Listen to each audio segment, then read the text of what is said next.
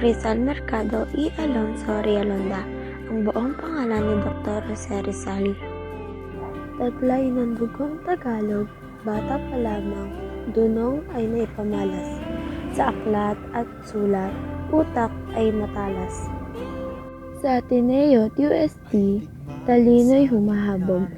Sa Europa, dangal niya ay tumampok. Naglalakbay sa mundo, dunong ay tininipon. Bawat aral, bawat karanasan, sa pluna at tinta, laban ay isinulat.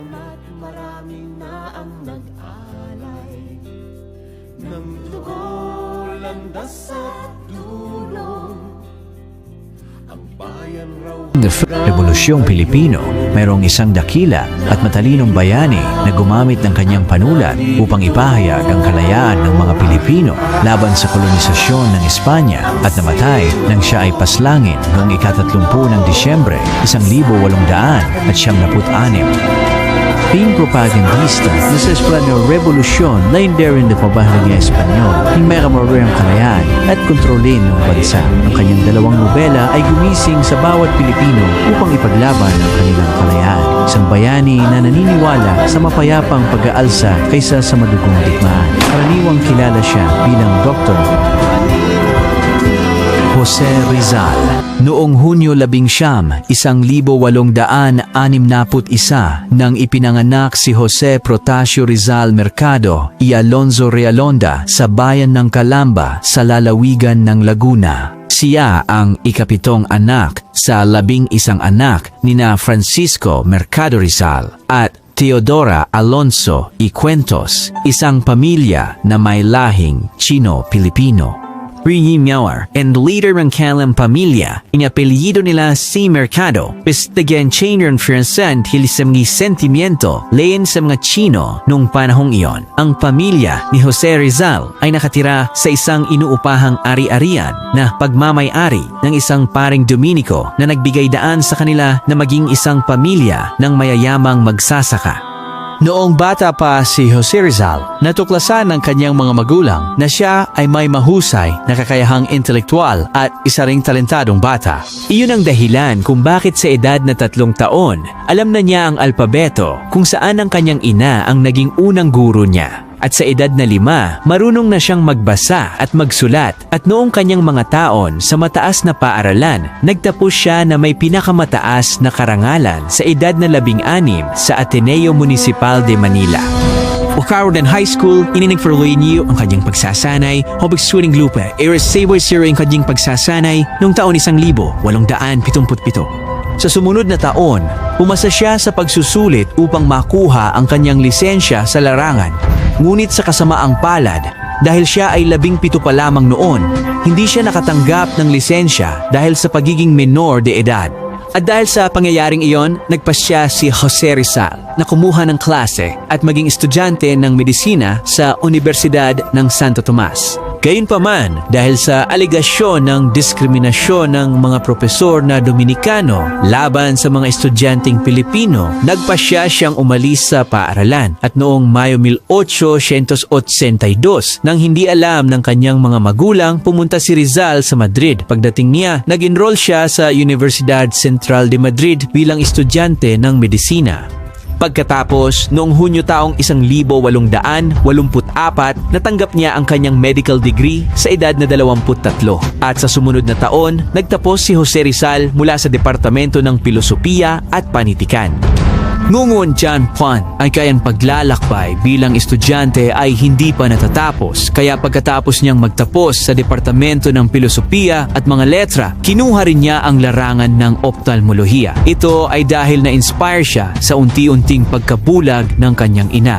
Kasati siya ng Universidad ng Paris at pagkatapos ay sa Universidad ng Heidelberg upang palawakin ang kanyang kaalaman sa ophthalmolohiya. At noong taon 1887, natapos ni Jose Rizal ang kanyang ikalawang doktorado sa Heidelberg. Pagkatapos, nagpasya si Jose Rizal na lumipat sa Europa kung saan nanatili siya doon ng 10 taon. Habang siya ay nasa Europa, sinulat niya ang kanyang unang nobela na pinamagatang Noli Me Tangere. Ang kanser ng lipon sa akda ng spiriting din siya madilim na aspeto o kolonyal na pamamahala ng Espanya sa Pilipinas, na partikular na datuon sa papel ng mga paring Katoliko. Gayunpaman, dahil sa nilalaman nito, ito ay ipinagbawal sa Pilipinas bagaman may ilang kopya ng Noli Me Tangere na naipuslit at dahil sa nobelang ito, nagpasya si Jose Rizal na bumalik sa Pilipinas noong taon 1887. Ngunit ang kanyang pananatili sa Pilipinas ay hindi nagtagal nang siya ay tinarget ng pulisya dahil sa kanyang nobela na naka-offend sa mga opisyal at miyembro ng simbahang Katoliko sa kabila ng kanyang paghingi ng tawad. Kaya't bumalik siya sa Europa at nagpatuloy sa pagsusulat kung saan inilabas niya ang kanyang ikalawang nobela, El Filibusterismo. Noong 1871, Nag-publish din siya ng artikulo sa La Solidaridad, isang pahayagan na kaalyado ng kilusang propaganda para sa pagsasama sa Espanya. Sa kalaunan, noong taon 1872, nagpasya si Jose Rizal na bumalik sa Pilipinas kahit na siya ay ipinatapon dahil sa kanyang mga sinulat na nanawagan ng reforma sa Espanya. Ngunit hindi hinayaan ni Jose Rizal na manaig ang kanyang takot dahil alam niyang mas kailangan siya ng kanyang bansa upang makamit ang pagbabago sa kamay ng Espanya. Kaya itinatag niya ang La Liga Filipina sa Maynila, isang di marahas na samahan para sa reforma na nagmula sa La Solidaridad at ang propaganda mo. At kalaunan, si Rizal ay ipinatapon sa dapitan sa isla ng Mindanao. Sa halos 4 na taon, si Jose Rizal ay nasa pagpapatapon pa rin. At sa panahong iyon, nakilala niya ang isang dalaga na nagngangalang Josephine Bracken na kanyang inibig. Pagkatapos, nagpasya silang magpakasal habang humiling sila ng lisensya para magpakasal.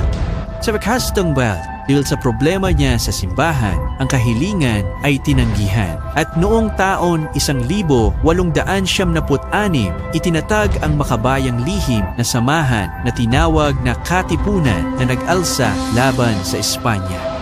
Noong panahong iyon, kahit na walang kaugnayan si Jose Rizal sa grupo at hindi niya sinang-ayunan ang marahas na pamamaraan nito, siya ay inaresto kaagad pagkatapos. Siya ay nilitis at nahatulan ng sedisyon at sinentensyahan ng kamatayan sa pamamagitan ng firing squad.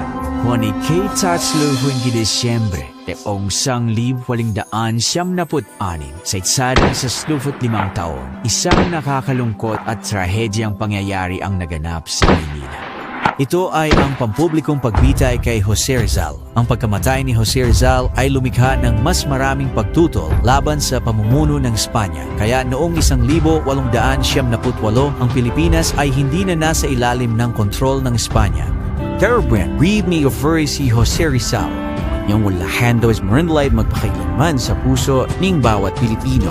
Isa siya sa mga pambansang icon sa Pilipinas na tumulong din sa bansa na gumawa ng matapang na hakbang patungo sa kalayaan laban sa mga Kastila. Ang kanyang 2 nobela ay nagbigay inspirasyon sa ibang mga Pilipino na maghangad ng kalayaan at nagdala ng malaking kontribusyon sa mga unang simula ng revolusyon. Hindi makaangat, bagamat marami na ang nag-alay ng dugo, landas at dulong. Ang bayan raw hanggang ngayon naliligaw at nalilito. Ang paraan, ang sino, ang ano, ang sala na kanino. Sa akin sa'yo